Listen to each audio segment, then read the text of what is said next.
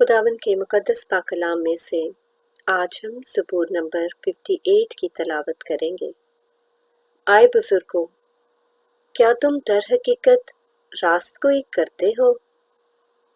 آئے بنی آدم، کیا تم ٹھیک عدالت کرتے ہو؟ بلکہ تم تو دل ہی دل میں شرارت کرتے ہو اور زمین پر اپنے ہاتھوں سے ظلم پیمائی کرتے ہو۔ شریر پیدائش ہی سے کجروی اختیار کرتے ہیں، وہ پیدا ہوتے ہی جھوٹ بول کر گمراہ ہو جاتے ہیں۔ ان کا زہر سانپ کا سا زہر ہے، وہ بحر افعی کی مانند ہیں جو کان بند کر لیتا ہے، جو منتر پڑھنے والوں کی آواز ہی نہیں سنتا، خواہ وہ کتنی ہی ہوشیاری سے منتر پڑھیں۔ آئے خدا، تو ان کے دانت ان کے منہ میں توڑ دے۔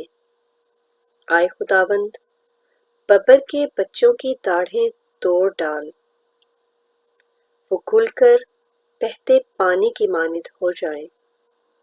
جب وہ اپنے تیر چلائیں تو وہ گویا کن پیکان ہوں، وہ ایسے ہو جائیں جیسے گونگا جو گل کر فنا ہو جاتا ہے، اور جیسے عورت کا اسقاط جس نے سورج کو دیکھا ہی نہیں، اس سے پہلے کہ تمہاری ہانڈیوں کو کانٹوں کی آنچ لگے۔